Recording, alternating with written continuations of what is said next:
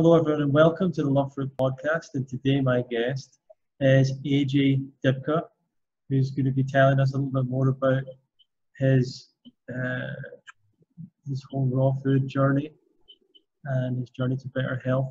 So, A.J, let's start by if you can tell us a little bit about yourself, an introduction.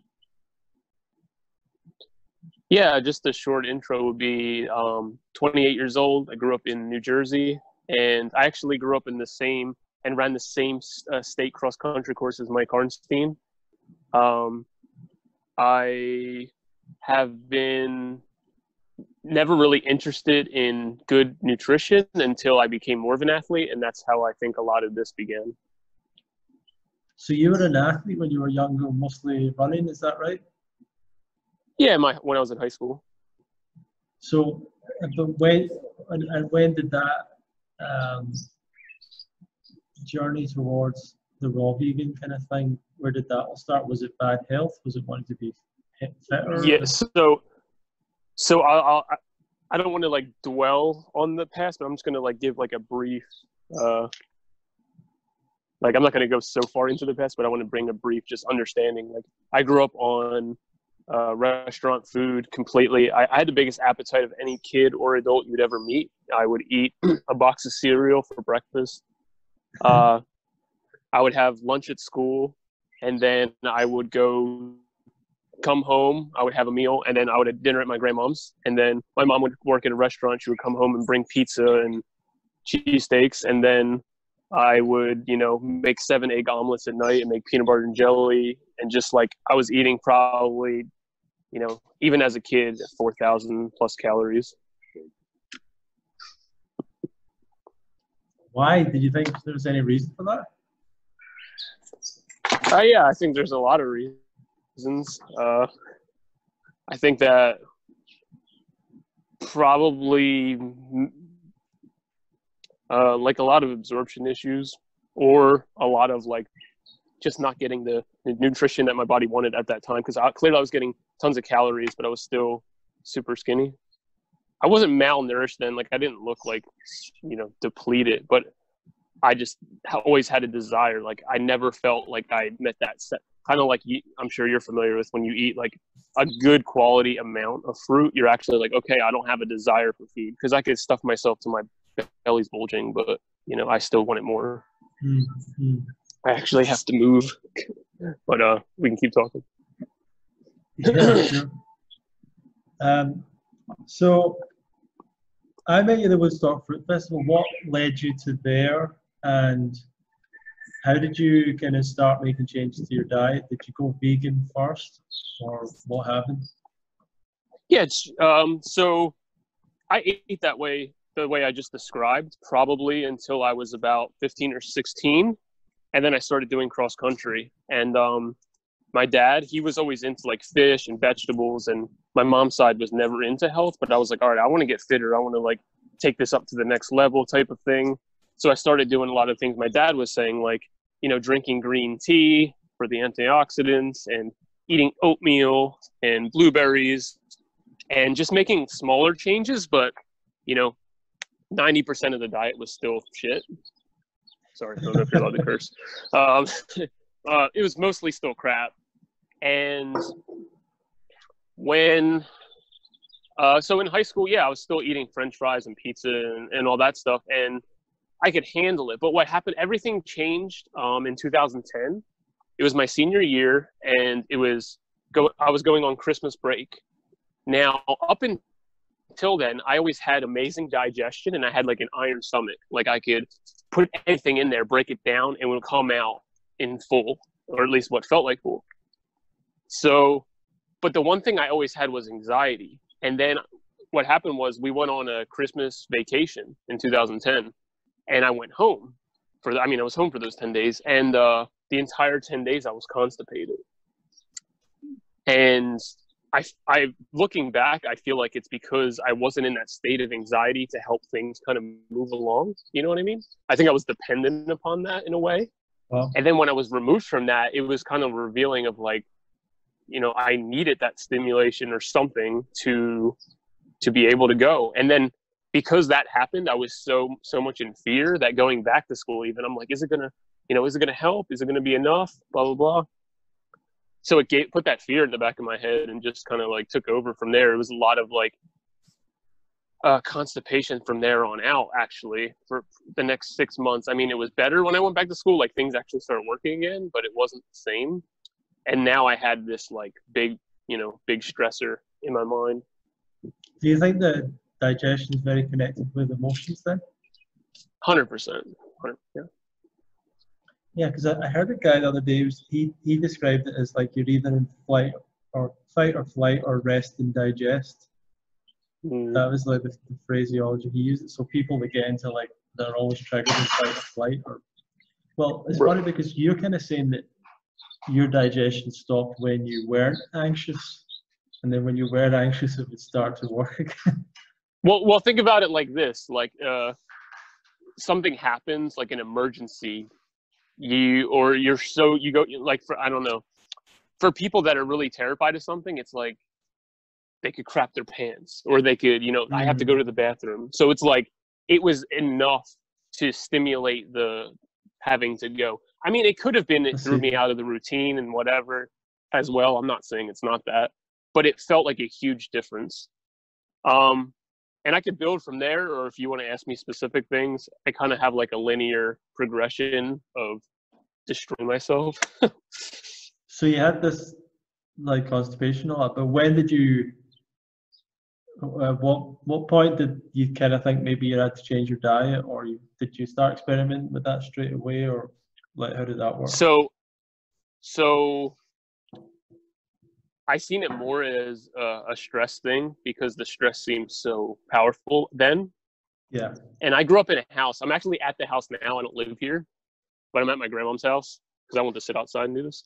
And I was driving by, and we had 8 people living here, and we only had 1 bathroom, and it was just like an overall stressful environment because it's such a small space for so many people. So I just felt like the stress was a big avenue that needed to be addressed. And it's not that I didn't think could food be the difference. It's just like I honestly didn't know how. Whenever I would try to eat healthier foods, I would eat such a small amount. It's that whole thing where it's like you eat healthy, be careful, but then it's like I could eat 5 candy bars. You know what I'm saying? Yeah. And so what was the first experiment you made food-wise? Well, I actually moved to Tennessee after that. Nothing changed because I tried to be in a more like peaceful area, blah, blah, blah. And then came back, and it was pretty much just a year of decline, like a year of big stress. My joints started to hurt really bad. Actually, my joints hurt so bad, it was hard for me to hold a book. I had no energy. My thyroid was kind of low. They wanted to put me on Synthroid, and then I asked to do. I'm a big McDougall fan, so well, actually, that came later. So yeah, the thyroid thing came later. But I had no energy. I was always freezing cold all the time, and I didn't work. I was out of high school. I was 21. I felt so trapped that I just stayed pretty much in bed all the time. I was still eating like 5 peanut butter and jellies before I went to sleep, and then wondering why I couldn't sleep. I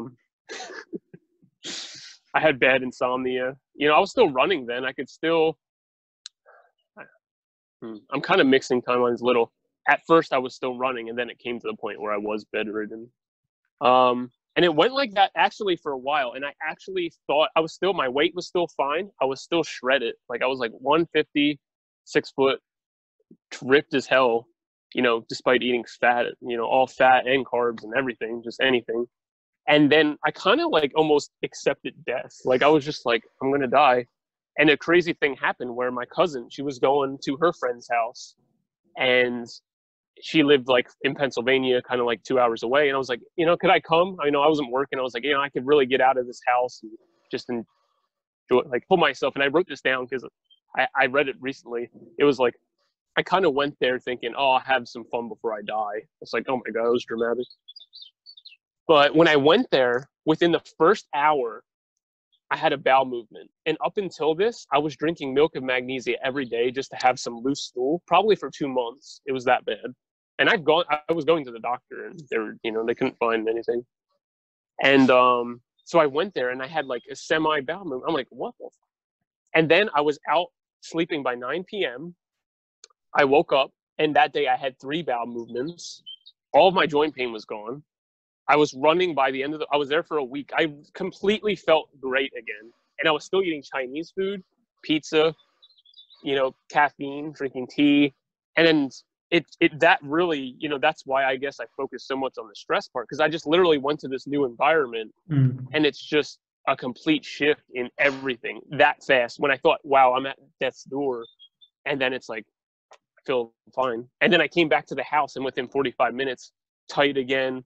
I don't know if that's like the feeling is like constipation or like prostate swelling from stress or something, but just this tightness, all that came back, and I was like, I have to get out of here. And then I moved 3 days later, and it did make a big difference, probably like 60% better. But then I was still searching, I was still completely looking. And that's when I started listening to some of Rich Roll's podcast. And I tried vegan, I think a few months before that, and I failed because I was doing like cabbage and like beet smoothies and eating like a little bowl of brown rice. Well, how did you find that? So let's go back to like, why did you try that? How did you find out about that? Like, yeah.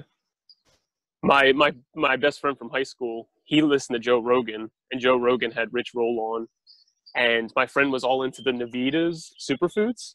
So we would always go to the place I get, Whole Foods or whatever, Wegmans, and he was buying those, and I was trying the smoothies too. And I'm trying to like finally address the food. And I thought Rich Roll was like a good example, because I'd look at Joe Rogan or these other people, and I was just like not about it. And I wanted that like vegan, plants lifestyle. But I lasted about a month on that. And when I was doing that, and then I pretty much just got like a chicken quesadilla because I was starving. I'm like, I feel better. And then I told myself, there's diabetes in my family. Maybe that's why. Blah, blah, blah. How was your digestion when you first tried that vegan experiment? I didn't notice any positive difference. I think because I was literally eating 3,000 or 4,000 calories. And when you switch up to that little amount, I feel like there's less to push through. Yeah. Or less for the body to function properly. And then you're not seeing it come out.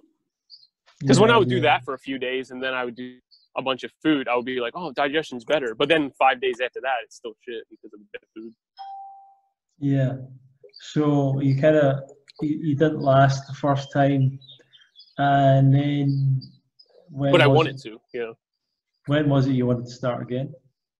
Try again? So after I moved out, I was listening to Rich Roll's podcast again.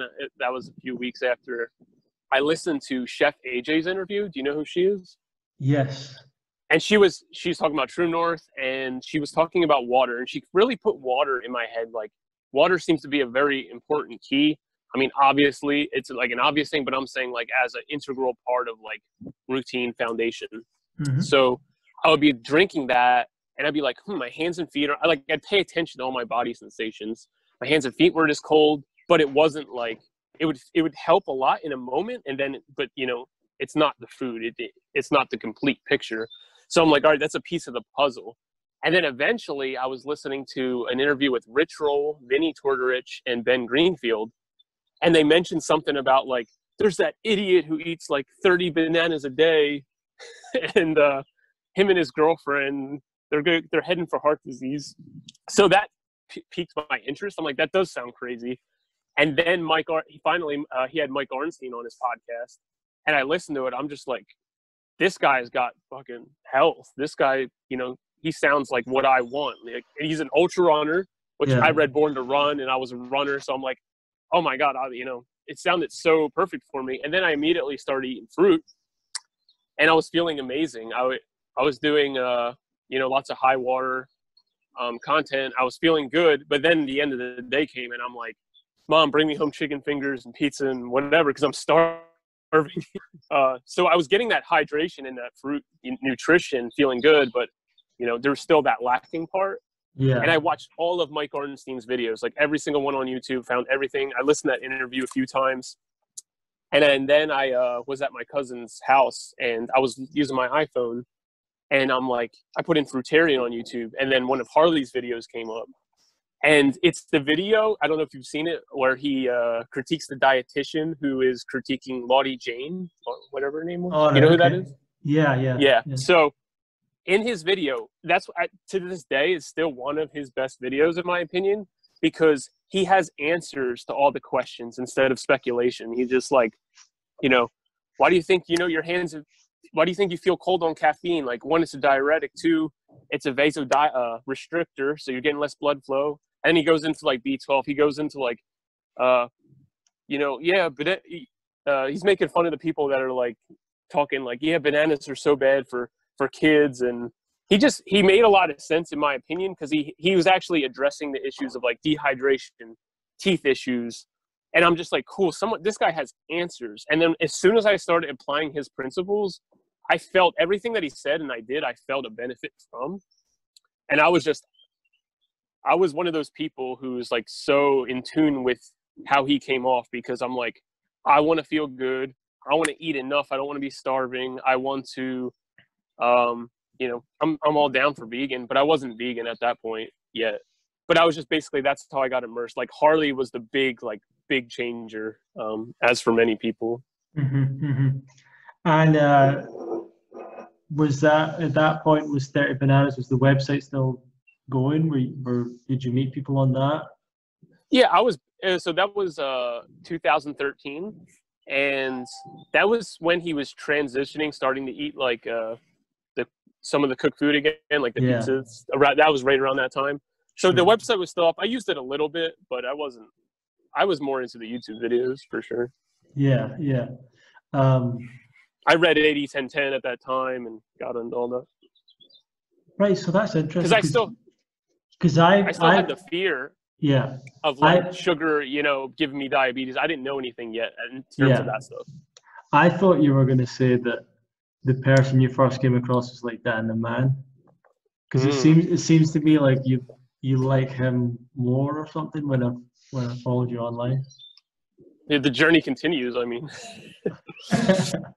Okay, so at that point, did you start to try 80-10 style raw diet, or eating a lot of bananas and stuff?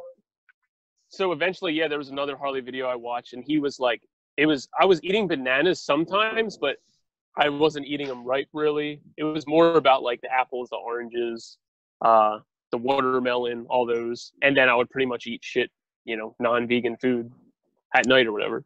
Yeah. But eventually it was, I watched the video and he was like showing the bananas and he was showing how he ate up to like 70. And I'm like, cool, because bananas are affordable. It can make a smoothie. And I actually felt the best out of bananas than I did out of any of the other fruits. Like, it wasn't even close. And I just felt like it. Literally the day I had a banana smoothie, I went out back and played with my dog. And my cousin Sammy, she came out and she was kind of crying. She's like, I haven't seen you have any energy or do anything for years. So it was It wasn't just in my head. It was like, people are there to confirm. Sure. And I'm like, yeah, I actually feel good. Yeah. But then, so it was pretty much like banana smoothies all day. And then I would eat pizza or some kind of, vegan food. And then it came to the point where I was eating rice sometimes at night instead or whatever. And then Freely made a video called What's in Your Burger? And it showed the animal industry and stuff. And I just went vegan then. And I was like, okay, I've been practicing this lifestyle for like 6 months or a year or 8 months, I mean. And I was like, I can do this and I'll figure it out, whatever. And that was February 8th, 2014. I went vegan and it was pretty much raw till 4. So, and at that point, sort of watching Harley's videos, that was your main source of like information? Yeah, daddy. Well, it's not that it was my main, it was my gateway, because he introduced me to like Dr. McDougall, Neil Bernard, Doug Graham, all the people that I soon would go on to and read all their books and listen to all their interviews and all that. Yeah, me too. I mean, I think that I think he did introduce a lot of people to all of those people, and a lot of people don't give him credit for that. I think he was kind of he was doing the he was doing YouTube before a lot of people, you know, and Yep. yeah, it's funny because there is a lot of people that go on about. I remember he was saying that there were some people that were disagreeing with him, and they were saying, you know, oh, you should listen to Dr. McDougall and not Doing Right or whatever. And Harley was like, I told all you people about Dr. McDougall. You wouldn't have known who he was. Who it was. It's like, Yeah, which pretty isn't, much. which like for like the older community, obviously Dr. McDougall had books out in the 80s and stuff, but for people like in their 20s on YouTube, it was like Harley was a big part of all that. I think that at that time though, even like he was starting to become way more of a drama channel, whereas before he'd been like he was really solid information, and if he did attack people, it was usually like a paleo diet person or something to try. Like Right. usually, like the video you're talking about, where he was sharing quite a lot of knowledge as well. So Objective information, like he would say. I really like that part of it. yeah. That's what I found as well about him. Is I found other raw food people when I first went on was learning on YouTube, but he was the one person that was telling you exactly what to do. Like here's exact measurements and like exact specific, Right. even whether it was right or not, I don't know, but he had exact numbers and all that. So at that point, did you start meeting anyone in real life? Were you hanging out with other people in New Jersey? Did you go to any events or anything like that? I mean, within the next day, my brother, my sister, they went vegan. My cousin, actually, my best friend Cody, he went vegan a month before and didn't even tell me. But me and him did this all together, like finding answers, looking for stuff. I showed him Mike Arnstein.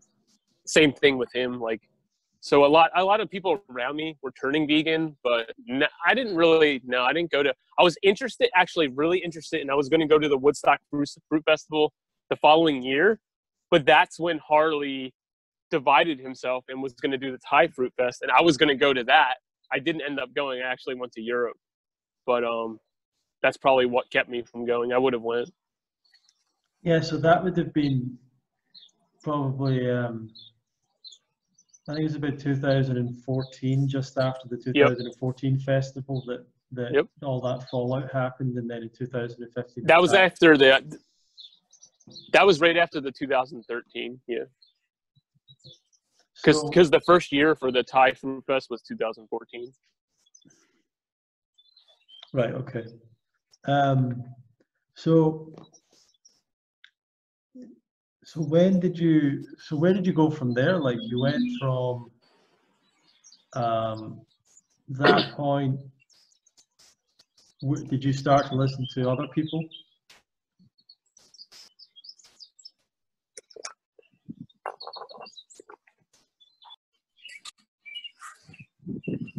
Okay, everyone, sorry for the little break there in the recording. So AJ, we got to the point where you're following Durian Rider, you're eating more fruit, you're eating kind of Roswell 4 style diet, and you wanted to go to Thai Fruit Fest, you didn't make it there. What happened from there? So I had enough money for the plane ticket basically, but I didn't have enough to sustain myself in Thailand. So instead, what I ended up doing was visiting family that I haven't seen in probably 20 years. They lived in Sweden. And then I traveled through Sweden, through Denmark, Germany, and Poland. And my dad was in Poland, and I hadn't seen him for 10 years because he moved back there when the economy crashed back in 2008. So I kind of like surprised him. The thing that I wasn't ready for was I was vegan for about 9 months up to that point, or 10 months or something. And I felt amazing. Like it's the best, I felt so in control of, like Harley says, like your daily reality, and you're not taking everything personally, and you're not freaking out all the time, and you can sleep good, and you have energy. Like all of that. Like, yes, that's why I was so like a crusader of the high carb for all to afford type thing, because the results actually made me like change my life, and was like, of course, like I'll support these people. Of course, like I'll overlook or I'll, defend when there are people are saying, they're doing something that's, they're being assholes or whatever. And I really didn't see it more like a critique or something like that. But I felt amazing. And then when I went to Europe, I had all the knowledge in terms of like eating at least 3,000 calories, no oil, low fat, get enough fruit, enough water, enough sleep. I actually think the sleep, water, sugar is one of the most simplified but best triangles or pillars of just human biology.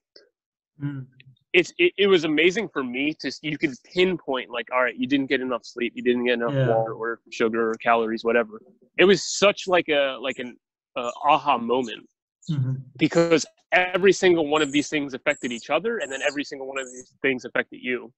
So it's like, if you're dehydrated, you can't eat enough. If you didn't sleep well enough, you're not going to metabolize the sugars, and your digestion isn't going to be that good. Blah, blah, they're all interconnected. So I thought like, wow, that is like such a good thing to focus on before you're thinking about putting your bare feet in the putting your bare feet in the, going barefoot and like getting sunlight and doing all these things that are good for you. But if you're overlooking the big three, as I saw it, you're not doing yourself any favors. Like, take care of those so that you can take care of the other things. So when I was in Europe, people didn't eat the way I ate in terms of volume or calories to begin with. Like, whether I was vegan or not, I always ate a lot. And when I went there, they were kind of having like a light meal and then like a dinner meal.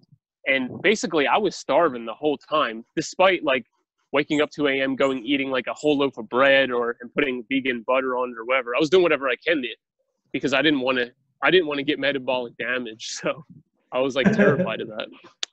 But I was still under eating because they just didn't have that much food, and I wasn't confident enough to speak up and be like, I need more food. Like, I felt like I was a guest, so I felt like weird about it. So I was in Europe for about 3 months, and terrified I was getting metabolic damage. And I was able to come home, and I just started stuffing my face because I was like, I got to heal this metabolic damage. So I was like eating more than ever. Like, I went from like 2,000 calories to like 4,000 to 8,000 every day, 5,000 to 8,000 probably. Wow. And I didn't get so fat, but I got up to like 185, and my normal was always 150, like flat my whole entire adult life. And I never felt worse in my life ever. I don't know what was happening. When I look back on it, it was like a nightmare. Like, I was going to the hospital probably a few times a week. They were checking everything out. Everything was fine, but I was clearly like trembling. My heart rate was like consistently at like 110 beats a minute for a long time. Really? Yeah. I could not sleep. I was having like, not visions, how do you put it? I felt like I was almost schizophrenic. Like, I was having thoughts that weren't my own. Like, things were coming into my head. I'm like, wait, why am I thinking of this? Like, I would never think of this in a normal day. And it's like, but the thought would carry on for like 4 minutes before I would even think that. I couldn't watch TV. I couldn't read. That's how bad my concentration was. I was in like literal hell. Like, it was the worst ever. That was probably about 4 months of dealing with that. But I wasn't just eating clean either. When I came back, I was like just trying to eat a lot, and whatever was there, I would eat French fries or whatever. And that actually led to the biggest problem of that, and what led to all the issues, a lot of the issues, was that I kept calling my cousin, because like I said, we were best friends, and I'm like, I don't know what's going on, I feel this way, that way. And I'm like, I always have this burning hunger, nothing satisfies it. I could go eat 10 potatoes, and 30 minutes later I'm starving. Wow. And he goes, what does it feel like? And I'm like, it's like a burning hunger. And he's like, sounds like acid reflux. And I'm like, I don't know, I never had acid reflux before. So he's like, go drink some orange juice. You got some orange juice? I was like, yeah. I go and drink it, and I go, oh God, like it's like burning like crazy.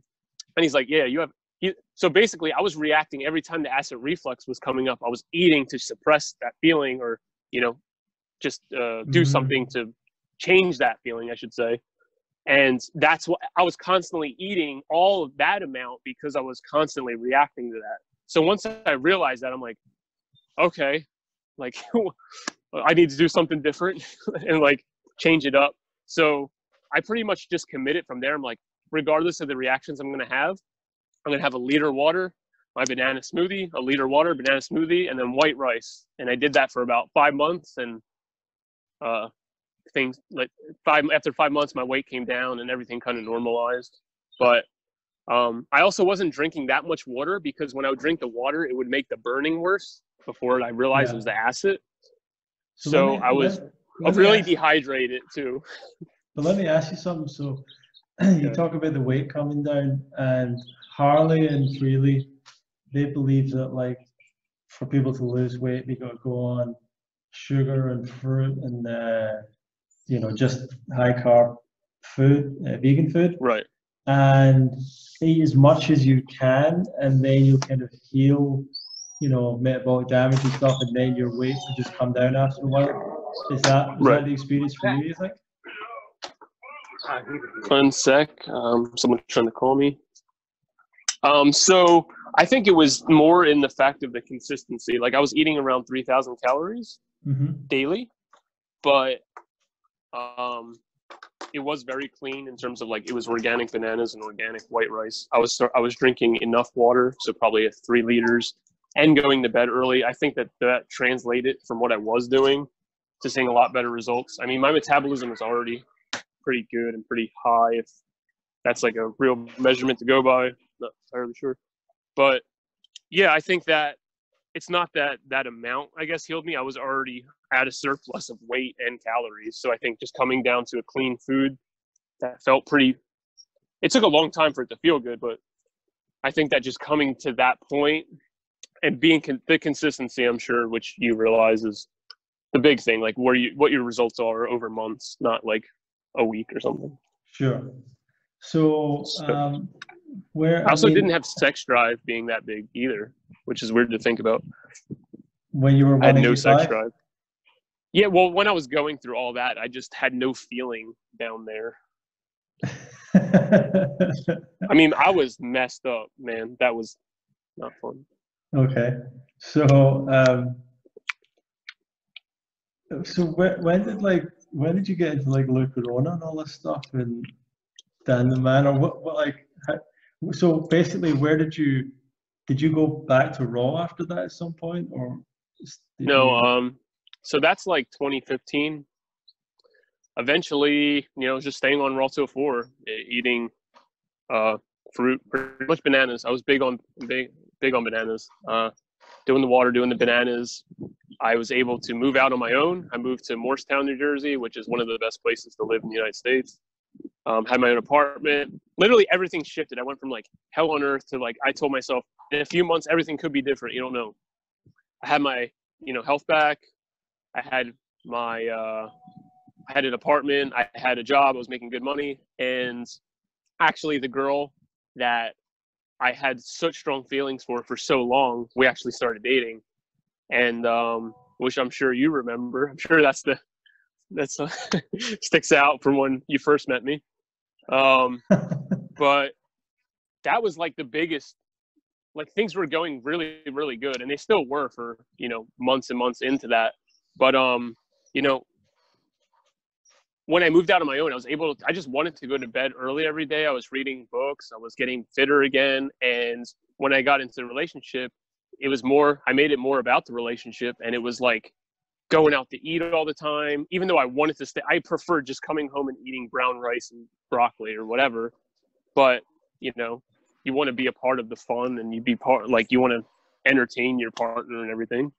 And I think the biggest thing that was a hindrance on our relationship was the sleep, because she was a night owl and I was a early bird. So she would be over till like 3, 4, 5 in the morning, and I would have to drive her home because she didn't have a car. And then I would go to work and work a double or something, like work. So it was like I was burning my candles so bad with the sleep, but it was so fun. And it was like, that was my first girl ever. So it was like worth every second of it. But it just led to so many. It was just like, okay, that on top of overspending. I was spending up to like $150 when we were going out to eat, like each week, going out a couple times, and I felt terrible every time I ate it. Just habits. It's like once you introduce anyone into your daily life, it can really mix up things. Whether it be like you have a priority of like when you want to sleep, when you want to eat, how you want to, do your fitness. Once you involve people, or that's why I imagine it'd be really hard to have kids, because having just anyone in your life makes it difficult. It can be, I guess. Yeah, and so I know you broke up with this girl, right? Is this what this leads to? Yeah. Sorry, So I shouldn't really laugh, but it's okay. So, at that point, I was really more into the McDougal and the Neil Bernards and stuff. Okay. I was more into doing vegetables, fruits, and starch. But, like, I wasn't necessarily interested in, like, stuffing in, I wasn't interested in just following Harley's advice. I wanted to definitely eat enough. I was never someone who wanted to restrict at all. Like, I'm like, if I could eat 10 meals, that'd be better. But definitely listening more to like, okay, I added sugar to my stuff for a short while and I felt awful. So I was more about like, and I really enjoyed the brown rice over the white. I just felt better digestion, my fight or flight response and all that kind of stuff. I felt way more calm doing the whole foods type thing.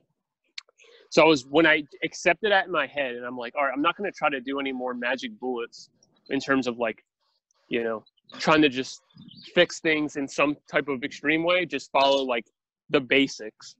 My cousin had his big health scare and he had sepsis.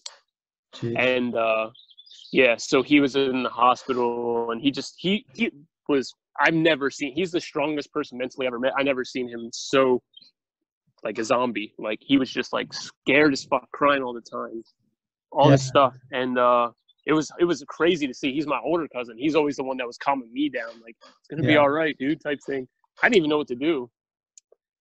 And he found, he was looking through McDougal kind of stuff, all the science, and he just couldn't find anything. And then he found John Rose, and he just was like, all right, buy into it, like, do it. And then he kept trying to get me to do a juice feast. And I'm like, no, I don't want to mess up my metabolism, all that stuff. So we did like a 7-1 roast. I didn't really wait. I felt all right, but I still had pizza like the same day, like vegan pizza the same day after breaking the fast. But he just was like he was just messed up. So he kept diving into different things and he found he found Robert Morse. Mm-hmm. And Robert Morse talking, and I'm like, oh, dude, I don't want to like see this like people peeing in jars, like measuring filtration. I'm like, dude, I don't even want that in my like reality. Like, get that out of here. And he just was so persistent because we're so influential on each other. He was just bringing that stuff up over and over and over. And then I was starting to see some like, what happened. I had like a vegan pizza with my ex, and it was a buffalo vegan pizza. And I ate like pretty much like 6 out of the 8 slices. She had 2. And I didn't go to the bathroom the next day. Both our faces were swollen from all the salt. And I was just like, oh man, like I'm not doing good with this. Like, and then his information kept creeping into my head. So then I'm like, all right, maybe there's something to this filtration type thing, whatever. I don't know. Basically, I did some bad things in terms of like not getting sleep and eating bad food. And then I'm like, all right, I'll try this thing. So for about 4 months, I was following a Robert Morse type protocol. And by the time I bought into some of the Robert Morse stuff, he already moved on to the Master Fast system. Are you familiar with that? Yeah, a little bit, yeah. It's like cooked grape juice. They're big in the dry fasting.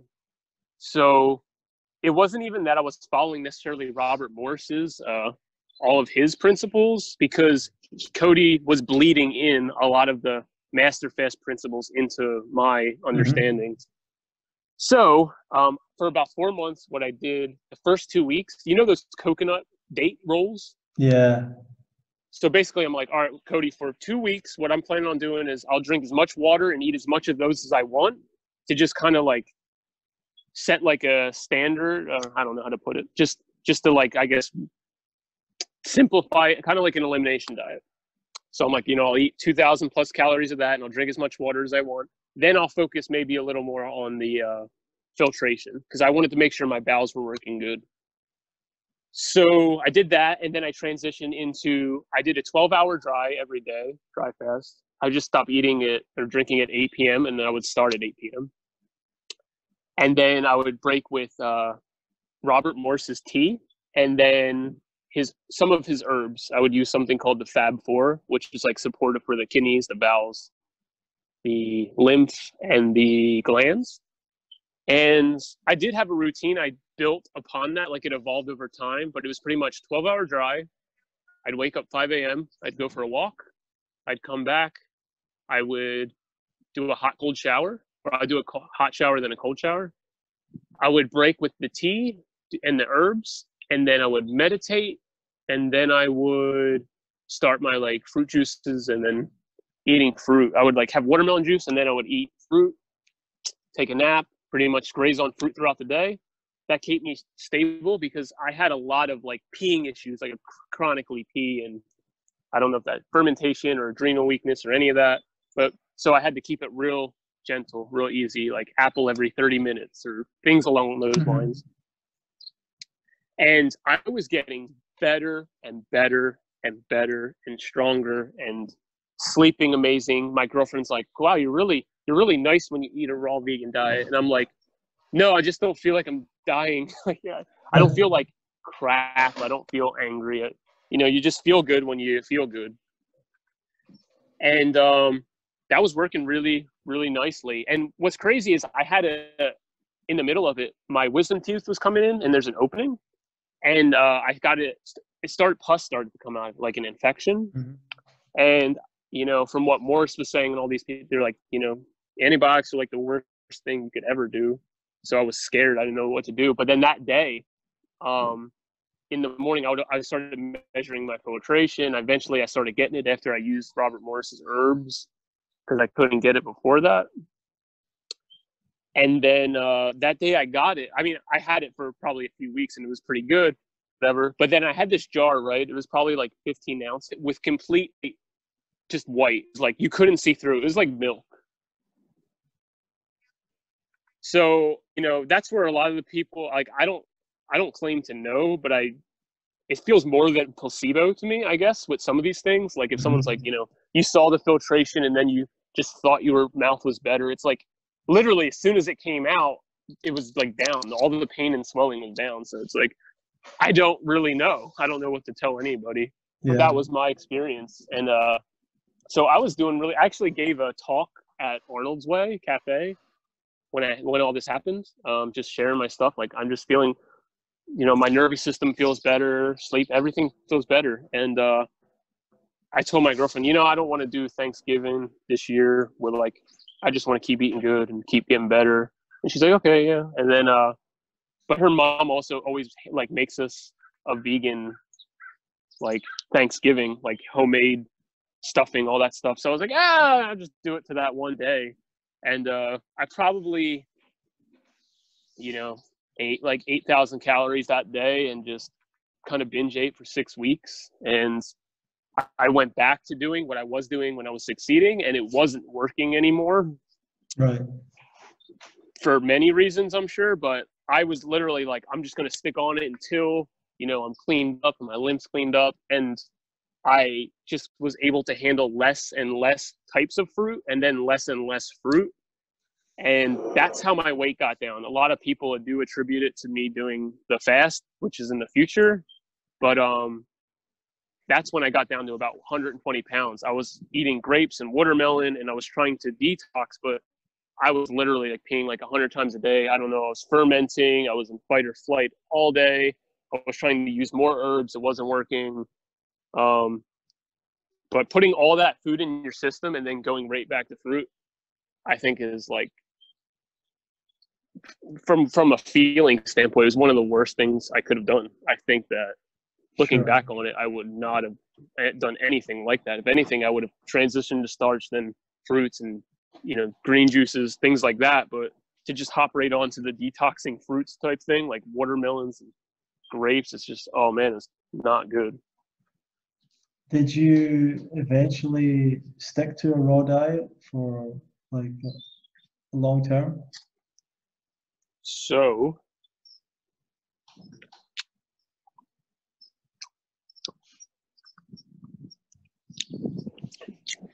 that was 2018.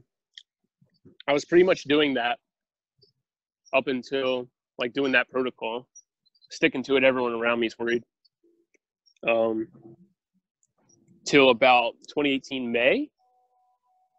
And then I'm like, I just don't know what to do. Like, I feel awful. I'm starving, but I can't handle food.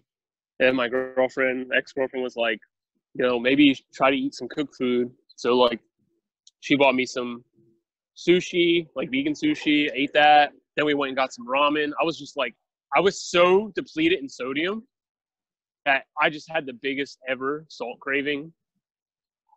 And obviously I kind of overdid it within a day. I didn't go like thousands of calories or anything, but it was like handling more salt, like intaking more salt and stuff. So I did that, I put on some water weight, and within a day or two, she's like, you're already looking a lot better. And I'm like, yeah, I feel a little better. But then like, I just started feeling really bad again, like having that really bad fight or flight. Like, I don't know how familiar you are with fight or flight, but like,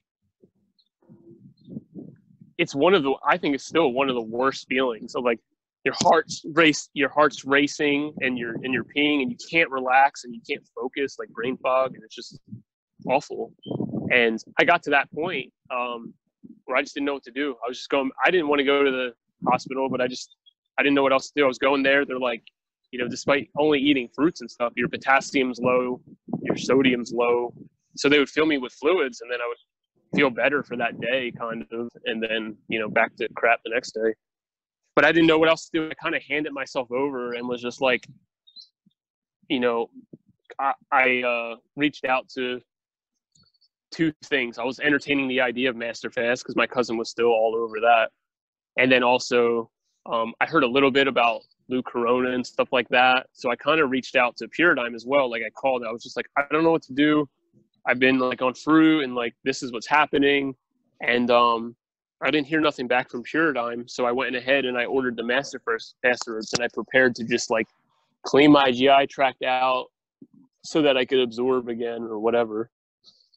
And by the time I ordered the herbs, actually Lou Corona's brother called me and was just like, your kidneys are starving for amino acids because you've been so low calorie, which I can confirm on my blood tests. And, he sounded like he had some answers and like, okay, we're going to get you back up, just order the enzymes and probiotics. And after those are in, we can, I'll walk you through. It's kind of suck for a couple, you're not going to feel the best necessarily, but after 4 or 5 days, you should start feeling better. And then after a few months, you should, 3 to 6 months, you should make a recovery according to what he was saying. And I was so excited, but at the same time, I already ordered the Master Fast herbs that I kind of just ignored that. And when the herbs came in, I did a 38-day Master Fast. And that's when like all emotions just came to the forefront. I couldn't handle anything, like emotionally. It was awful. It was awful, and it was great. It felt good to be not numbed out and like holding things in type thing. But at the same time, when you react to everything so emotionally, it makes you look bad, and then it makes you feel like a pussy. And so when I did the fast, within 12 days, my tongue cleared, and I felt amazing. I felt finally like not in fight or flight. And the grape juice was clearly cleaning out lots of things that weren't grape juice. Green looking molds when I wasn't drinking anything green, these white thing, like, I don't know if it's mucoid plaque or it's worms or parasites, but it's clearly, when this stuff's coming out, I was seeing a difference in how I felt. But still, like, emotional roller coaster. I was saying things to my girlfriend, like ex-girlfriend, like, I was saying all the things I felt guilty about. Like, I feel guilty, that I ever, said this or did this, or, I was just constantly like trying to amend things with different people, but it definitely was a bit too much. Was that the year you went to the Woodstock Fruit Festival the first time? Yeah. So I'm about to go there. But just to say this first, I was at day 35. No, about 2 weeks into Masterfest, and this was all happening with the emotion stuff. She once in a while would smoke cigars with her dad, and I knew she was looking for a job. And there was a cigar place right down from where I worked, and I really liked my job. I worked at a place called Elevate Nutrition. We would talk with people and using plant-based diet to reverse diabetes, heart disease, and stuff. So I was like, obviously I would never want my partner working somewhere that's so social, that's around drinking and tons of guys, and it's a cigar shop, and it's not something I'm into at all. So initially it just gives me like, I would never want her to work there. But because I'm in this fairy tale land of like, trusting in everyone, believing everyone has the best intentions all the time, or at least I want it to be that way. So I asked if they were hiring, got her a job there. And then prior to this, probably like a day or two before, I said like, look, I know I'm sick. I know I'm messed up, all this stuff. If you want to, I kind of gave her an out. I'm like, don't feel bad if you leave me, because I understand it's not up to you to like have to like put up with all this. And then she wrote me like this whole thing like, oh, I would never, I have every bit of patience and time for you. We're soulmates, and all like that, like a huge message that I really needed to hear, that made me feel really good and like secure about what's going on, because I felt like a terrible boyfriend. I felt like I wasn't providing in terms of like what a partner should, because I didn't have the strength or health or money or anything. So I had a lot of low esteem behind that. So after she said that, I had like all this confidence in her and in us and blah, blah, blah. So I got her that job. And then with the day before I was leaving for Canada Fruit Festival, I was doing a cross-country trip. And it was 35 days into the fast. Wait, stop. This is triggering a memory in me, because two guys showed up in Canada at Ted Carr's cabin where I was. We were all waiting for the Canada Fruit Fest, and they were talking about how this guy AJ had joined them, and then had like been on some great. Don't hold back. Was I on the phone? Did I phone you or something? I'm sorry? Did I phone you or something at that point, by any chance? Phone me? Yes. I don't know. I think we chatted a little over Instagram, maybe. And you went on a drive with them, and then you like jumped out the car or something, or what happened? Pretty much. So I was at day 35. We were in her car. I took her sister to the train station in Philly. We came back, she came in, and I went to go kiss her, and she kind of like avoided. And then we went in the house, and in my head, I'm like, I feel really bad, because I'm like, I know at this point, this is when, you kind of have like goodbye sex until you're back type thing. But I had no sex drive. I was only 115 pounds, and I felt really guilty about that. And then she pretty much was just like, I feel like this relationship is hurting you more than it's good for you. And, so we basically broke up there, kind of said a lot. It felt really good, both of us being emotionally honest and blah, blah, blah, kind of saying it's the end of an era type thing. But it obviously was heartbreaking for me, because we were together for years, and it was like a buildup of 8 years, actually, that we've known each other. And the fact that I worked right next door, it was going to be terrible to like come back to work. I literally it's a plaza, 2 stores down from her. It's going to be terrible. And so that happened. I'm an emotional wreck. That's when I literally was crying 50 times a day, probably for 3 days.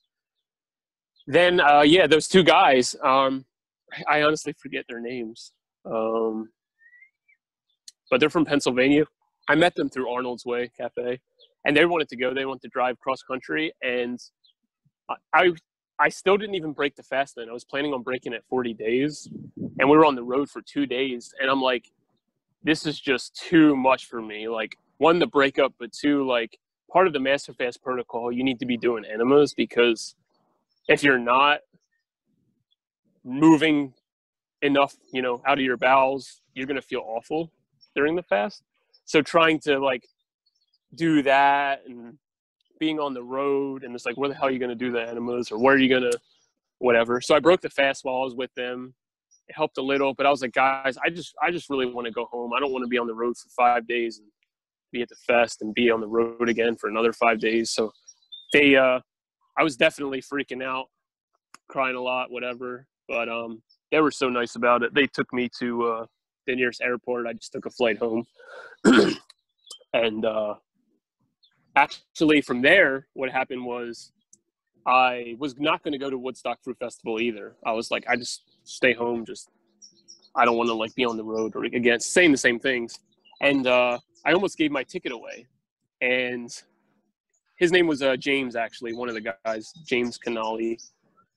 I was going to give my ticket to him. And then I was like, for some reason I didn't. And then I was like, oh, I'll go. Because my sister was going. And I was like, we can drive together. It'd be an experience together.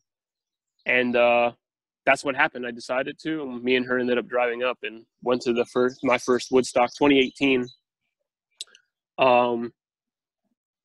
But something interesting, just to bring it back to the fast, I broke the fast on like melon, and then I had mangoes or something.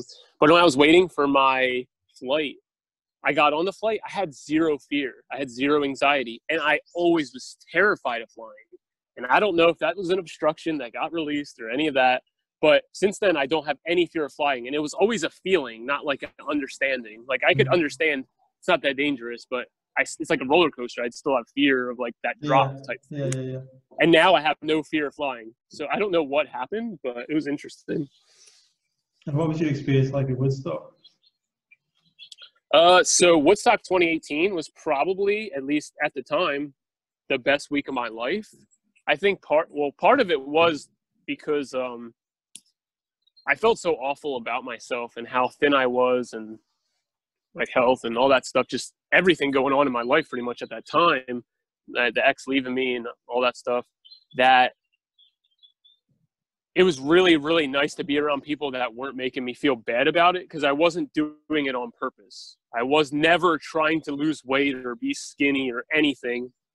And even if I was trying to detox and I was doing it wrong, or I was, you know, you shouldn't eat fruit detox, my intention was always good. I was just trying not to feel terrible. So it felt nice being there and not feeling like an asshole, I guess.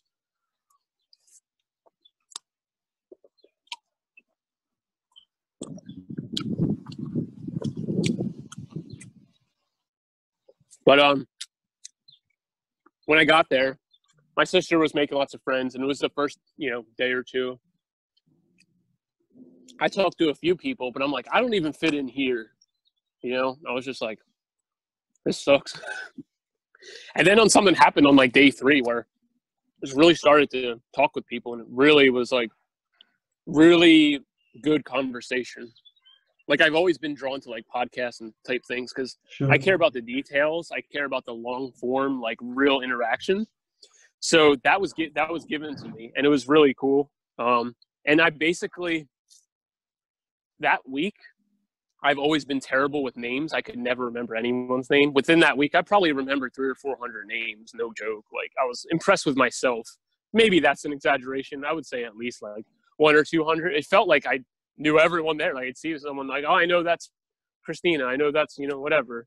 And it just showed like, it lit up some kind of light in me that I hadn't experienced before. And it felt good. It felt good for people to be more understanding. And, everyone's just so nice. It was really nice sleeping outside, having the fresh air, having the food taken care of for you, not having to like run to the store and prep it all and worry about ripening. Yeah.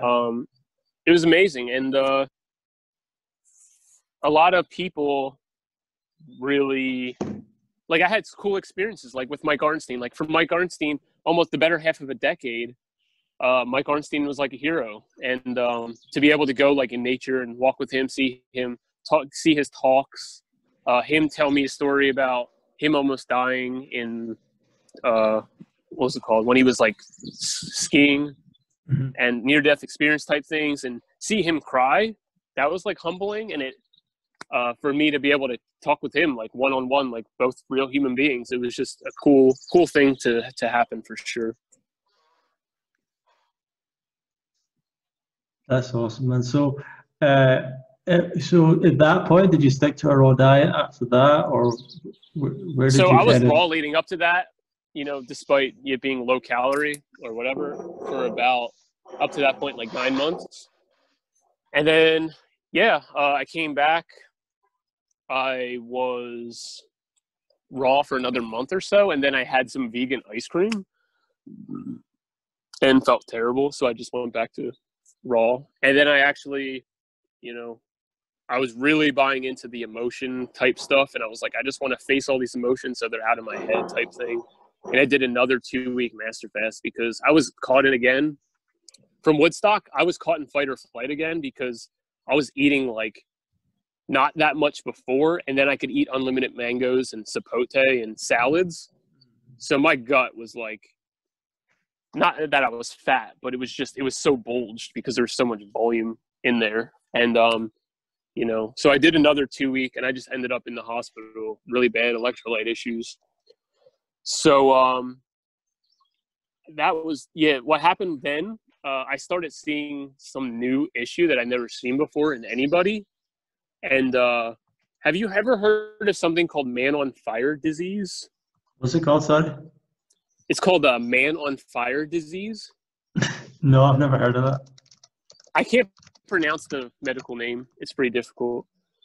But basically, I had such an intolerance to any kind of heat, and it built up pressure in my system. So my veins were popping out of my legs, not in a vascular way, in like a constriction way, like it was strangling my legs, and my veins and my vessels or whatever would do that. And I go to the hospital, and they're like, they would see that it's bulging, but at the same time I was so dehydrated that if I was laying down, my veins were tiny because I was that dehydrated.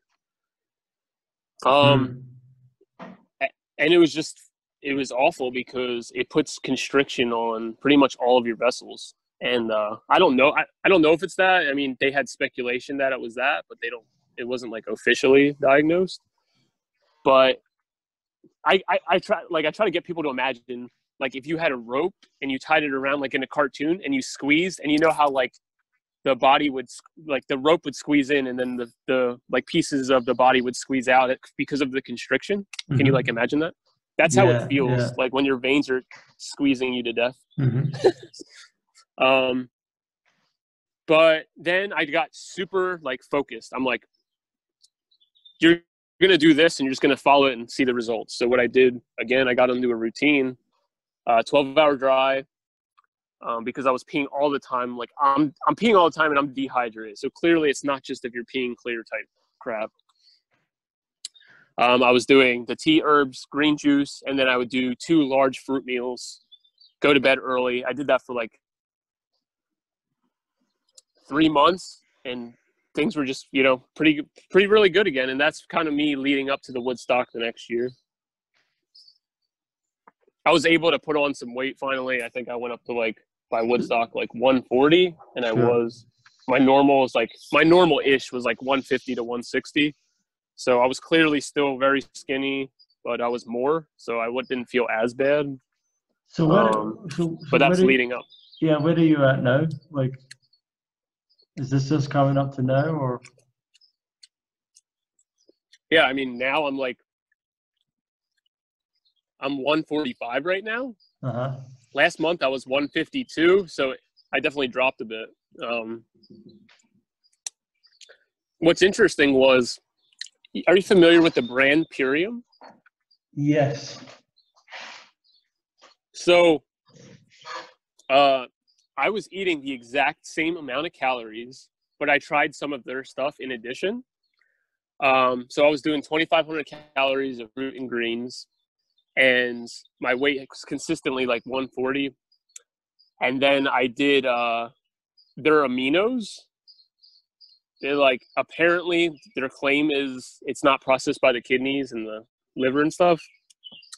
And when I did it, my weight went up to about 155. That was last month. And then I ran out, and it seemed my weight kind of dipped a bit.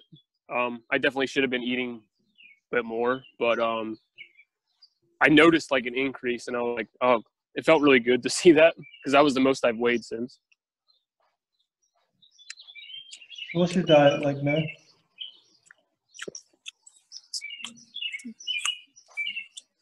There's definitely times where it was doing a lot more of like the green juices type stuff, but I would say I keep away from the teas and stuff like that now, the herbal teas. I have like a box of dates, so it could have been like, 20 dates in a date smoothie. I don't really feel that good with Gatorade myself. Mostly bananas, honestly. Like any other food is more like a treat. Like I got a melon. It's pretty decent. I've been snacking on it since we were talking. But 99% of the time I buy a melon, it's either crap or it's rotten, or I have to go and get my money back. Right? It's too much money to just be going to the store all the time. I could buy like 7 and be like, oh, 3 of them were edible. It's kind of a pain in the butt. But, I got a lot of like frozen fruit, big banana ice cream guy. I actually have done banana ice cream for 60 days once. Nice. Pretty much 99% of the time it's banana based with, lettuces and green juices. I'm bigger on the minerals and the sodium type stuff now, coming from such a depleted background, for sure. Berries, I love berries. Grapes, because I'll know if they're good before I get them. I'll try one. But consistency-wise, nothing works better than bananas. Yeah. For me. Do you stay raw? Do you eat cooked food? What do you do? I've had some like cooked veggies in my salads, like maybe 3 times this year. But I've been like 98% raw or something. Sure. So that was just because I was hungry. Do you feel like didn't have much fruit? Have you found sort of a consistent diet now? Well, with the whole Corona thing, I lost my job, so it definitely took in terms of what I got to enjoy, because I was enjoying like lemon ginger blast and like lots of things with the bananas. It wasn't just like it wasn't so simple. And I really love the green drinks. I enjoy those a lot. And since then, I haven't really been able to do those. So it's kind of like, I don't have money coming in, so I can't afford a lot of the things. So it's simple diet by default. So I have found consistency in that way, but it's not necessarily the most enjoyable thing. Awesome. So like it's nice to have like a good salad or whatever. So if people want to follow you online or whatever, where can they find you?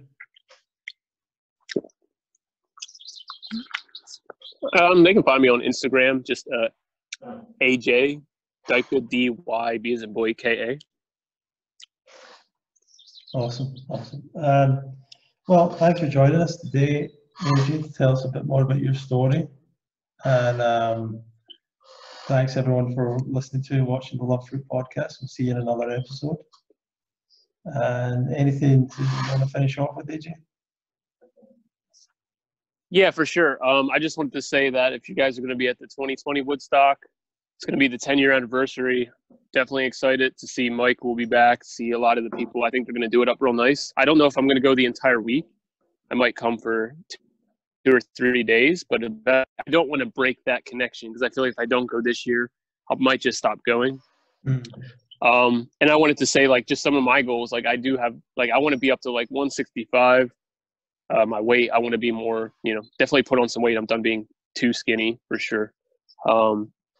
And I would like,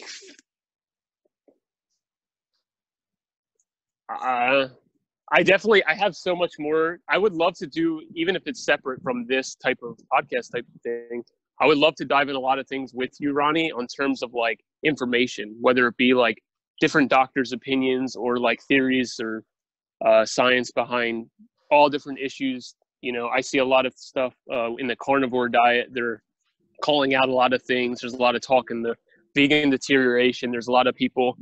I think Raw Bliss turned more people off fruitarianism than anyone in history. And I think a lot of that, I would love to talk all that stuff with somebody. So if you're ever interested, let's do it. We'll do another one where we just talk about. That would be interesting. Yeah, I'd like to. We can schedule that and do that another time. I actually messaged Drew Morg and I asked him if I could be on his podcast. Yeah, well, all of these guys to me are total fantasists, total delusional. I don't know. It's just silly, man. None of them are doing what they've said they're doing, and it's similar to a lot of people. They just lie about what they're eating, and so anyway. Cool. Anyway, AJ, thanks for joining me. And, yeah, thanks for having me. Wow, you've had a lot of struggles. I didn't realize so much, but I'm glad you're getting the weight back and everything. Yeah. We'll see you again. Thanks everyone for listening. Hopefully I'm pretty big by the time you see me. Okay. Thanks. Thanks for watching, and we'll see you. Bye.